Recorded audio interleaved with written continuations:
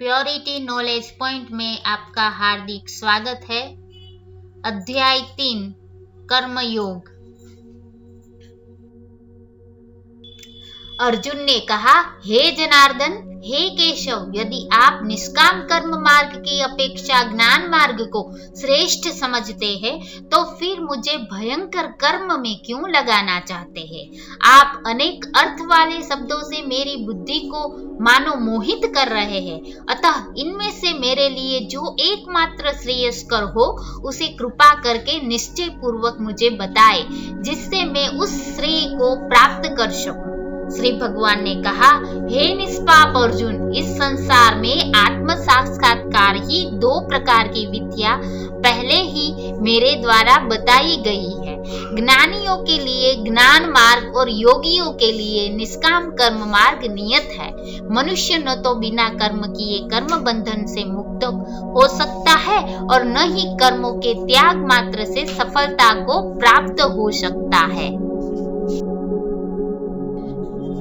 कोई भी मनुष्य किसी भी समय में क्षण मात्र भी कर्म किए बिना नहीं रह सकता है, क्योंकि प्रत्येक मनुष्य प्रकृति से उत्पन्न गुणों द्वारा विवश होकर कर्म करता है। जो मनुष्य कर्म इंद्रियों को वश में तो करता है, किंतु मन से इंद्रियों के विषय का चिंतन करता रहता है, ऐसा मूर्ख जीव मिथ्याचारी कहलाता है। हे अर्जुन, जो मनुष्य मन के द्वारा इंद्रियों को वश में करने का प्रयत्न करता है और बिना किसी आसक्ति के कर्म योग का आचरण करता है, वही सभी मनुष्यों में अति उत्तम मनुष्य है।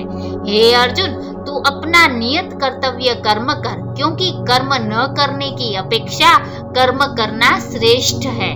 कर्म न करने से तो तेरी यह जीवन यात्रा भी सफल नहीं हो सकती है। यज्ञ की प्रक्रिया ही कर्म है।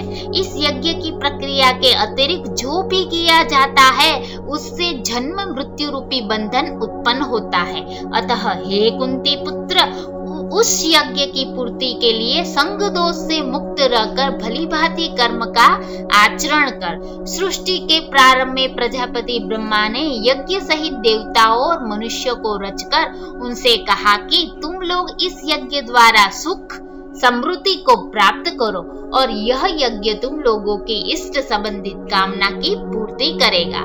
इस यज्ञ द्वारा देवताओं की उन्नति करो और वे देवता तुम लोगों की उन्नति करेंगे। इस तरह एक दूसरे की उन्नति करते हुए तुम लोग परम कल्याण को प्राप्त हो जाओगे।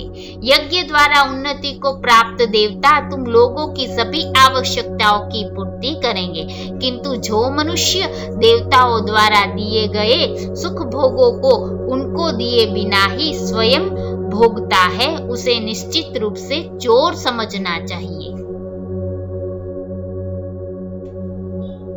यज्ञ से बचे हुए अन्न को खाने वाले भक्त सब पापों से मुक्त हो जाते हैं, किंतु अन्य लोग जो अपने इंद्रिय सुख के लिए ही भोजन पकाते हैं वे तो पाप ही खाते हैं। सभी प्राणी अन्न से उत्पन्न होते हैं। अन्न की उत्पत्ति वर्षा से होती है, वर्षा की उत्पत्ति यज्ञ संपन्न करने से होती है और यज्ञ की उत्पत्ति नियत कर्म के करने से होती है। नियत कर्मों का विधान वेद में निहित है और वेद को शब्द रूप से अविनाशी परमात्मा से साक्षात उत्पन्न समझना चाहिए। इसलिए सर्वव्यापी परमात्मा ब्रह्म रूप में यज्ञ में सदा स्थित रहता है। हे पृथा पुत्र, जो मनुष्य जीवन में इस प्रकार वेदों द्वारा स्थापित यज्ञ चक्र का अनुसरण नहीं करता है वह निश्चय ही पापमय जीवन व्यतीत करता है। ऐसा मनुष्य इंद्रियों की तुष्टि के लिए व्यर्थ ही जीता है। परंतु जो मनुष्य आत्मा में ही आनंद प्राप्त कर लेता है तथा वह अपनी आत्मा में ही पूर्ण संतुष्ट रहता है, उसके लिए कोई नियत कर्म शेष नहीं रहता है। उस महापुरुष के लिए इस संसार में न तो कर्तव्य कर्म करने की आवश्यकता रह जाती है और न ही कर्म को न करने का कोई कारण ही रहता है तथा उसे समस्त प्राणियों में से किसी पर निर्भर रहने की आवश्यकता नहीं रहती है। अतः कर्म फल में आसक्त हुए बिना मनुष्य को अपना कर्तव्य समझकर कर्म करते रहना चाहिए, क्योंकि अनासक्त भाव से निरंतर कर्तव्य कर्म करने से मनुष्य को एक दिन परमात्मा की प्राप्ति हो जाती है। राजा जनक जैसे अन्य मनुष्यों ने भी केवल कर्तव्य कर्म करके ही परम सिद्धि को प्राप्त की है। अतः संसार के हित का विचार करते हुए भी तेरे लिए कर्म करना ही उचित है। महापुरुष जो जो आचरण करता है सामान्य मनुष्य भी उसी का ही अनुसरण करते हैं। वह श्रेष्ठ पुरुष जो कुछ आदर्श प्रस्तुत कर देता है समस्त संसार भी उसी का अनुसरण करने लगता है। हे पृथा पुत्र, 3 लोकों में मेरे लिए कोई भी कर्तव्य शेष नहीं है। नहीं किसी वस्तु का अभाव है, नहीं किसी वस्तु को प्राप्त करने की इच्छा है, फिर भी मैं कर्तव्य समझकर कर्म करने में लगा रहता हूँ। हे पार्थ, यदि मैं नियत कर्मों को सावधानी पूर्वक न करूं तो यह निश्चित है कि सभी मनुष्य मेरे ही मार्ग का अनुगमन करेंगे। इसलिए यदि मैं कर्तव्य समझकर कर्म न करूं तो ये सभी लोग भ्रष्ट हो जाएंगे। तब मैं अवांछित सृष्टि की उत्पत्ति का कारण हो जाऊंगा और इस प्रकार समस्त प्राणियों को नष्ट करने वाला बन जाऊंगा।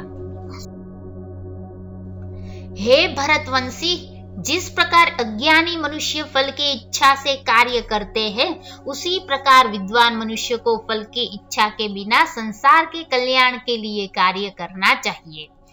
विद्वान महापुरुष को चाहिए कि वह फल की इच्छा वाले अज्ञानी मनुष्यों को कर्म करने से रोके नहीं, जिससे उनकी बुद्धि भ्रमित न हो, बल्कि स्वयं कर्तव्य कर्म को भली प्रकार से करता हुआ उनसे भी भली भांति कराते रहना चाहिए।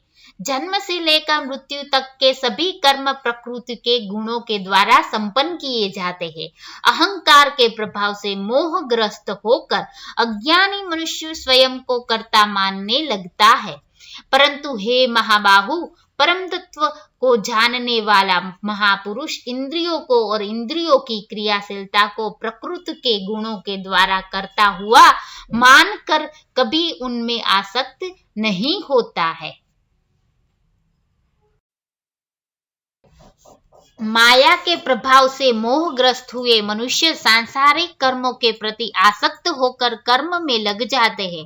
अतः पूर्ण ज्ञानी मनुष्य को चाहिए कि वह उन मंद बुद्धि सकाम कर्मी वालों को विचलित न करे। अतः हे अर्जुन, अपने सभी प्रकार के कर्तव्य कर्मों को मुझ में समर्पित करके पूर्ण आत्मज्ञान से युक्त होकर आशा, ममता और संताप का पूर्ण रूप से त्याग करके युद्ध कर। जो मनुष्य मेरे इन आदेशों का ईर्ष्या रहित होकर श्रद्धा पूर्वक अपना कर्तव्य समझकर नियमित रूप से पालन करते हैं वे सभी कर्म फलों के बंधन से मुक्त हो जाते हैं। परंतु जो मनुष्य ईर्ष्यावश इन आदेशों का नियमित रूप से पालन नहीं करते हैं उन्हें सभी प्रकार के ज्ञान में पूर्ण रूप से भ्रमित और सब ओर से नष्ट भ्रष्ट हुआ ही समझना चाहिए। सभी मनुष्य प्रकृति के गुणों के अधीन होकर ही कार्य करते हैं। यद्यपि तत्वदर्शी ज्ञानी भी प्रकृति के गुणों के अनुसार ही कार्य करता दिखाई देता है, तो फिर इसमें कोई किसी का निराकरण क्या कर सकता है। सभी इंद्रिया और इंद्रियों के विषयों के प्रति आसक्ति और विरक्ति नियमों के अधीन स्थिति होती है। मनुष्य को इनके अधीन नहीं होना चाहिए, क्योंकि दोनों ही आत्म साक्षात्कार के पथ में अवरोध उत्पन्न करने वाले हैं। दूसरों के कर्तव्य को भलीभांति अनुसरण करने की अपेक्षा अपना कर्तव्य पालन को दोषपूर्ण ढंग से करना भी अधिक कल्याणकारी होता है, क्योंकि दूसरे के कर्तव्य का अनुसरण करने से भय उत्पन्न होता है। अपने कर्तव्य का पालन करते हुए मरना भी श्रेयस्कर होता है। अर्जुन ने कहा, हे प्रभु, मनुष्य न चाहते हुए भी किसकी प्रेरणा से पाप कर्म करता है। यद्यपि ऐसा लगता है कि उसे बलपूर्वक पाप कर्म के लिए प्रेरित किया जा रहा है। श्री भगवान ने कहा, इसका कारण रजोगुण से उत्पन्न होने वाले काम और क्रोध बड़े पापी है।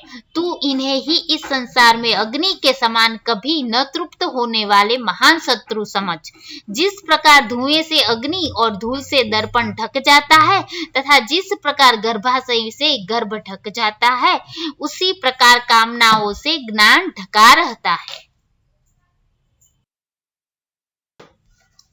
हे कुंती पुत्र, इस प्रकार शुद्ध चेतन स्वरूप जीवात्मा का ज्ञान कामना रूपी नित्य शत्रु द्वारा ढका रहता है, जो कभी भी तुष्ट न होने वाली अग्नि की तरह जलता रहता है। इंद्रिया, मन और बुद्धि कामनाओं के निवास स्थान होते हैं। इनके द्वारा कामनाएं ज्ञान को आच्छादित करके जीवात्मा को मोह ग्रस्त कर देती है। अतः हे भरतवंशियों में श्रेष्ठ, तू प्रारंभ में ही इंद्रियों को वश में करके और आत्मज्ञान और आत्म साक्षात्कार में बाधा उत्पन्न करने वाली इन महान पापी कामनाओं का ही बलपूर्वक समाप्त कर। हे अर्जुन, इस जड़ पदार्थ शरीर की अपेक्षा इंद्रिया श्रेष्ठ है, इंद्रियों की अपेक्षा मन श्रेष्ठ है, मन की अपेक्षा बुद्धि श्रेष्ठ है, और जो बुद्धि से भी श्रेष्ठ है तो वही सर्वश्रेष्ठ शुद्ध स्वरूप आत्मा है। इस प्रकार हे महाबाहु अर्जुन, स्वयं को मन और बुद्धि से श्रेष्ठ आत्म रूप समझकर बुद्धि के द्वारा मन को स्थिर करके तू कामनाओं रूपी दुर्जय शत्रुओं को मार। इस प्रकार उपनिषद, ब्रह्म विद्या तथा योग शास्त्र रूप श्रीमद् भगवद गीता के श्री कृष्ण अर्जुन संवाद में कर्म योग नाम का तीसरा अध्याय संपूर्ण हुआ। हरिओम तत्सत। Thank you for watching Purity Knowledge Point.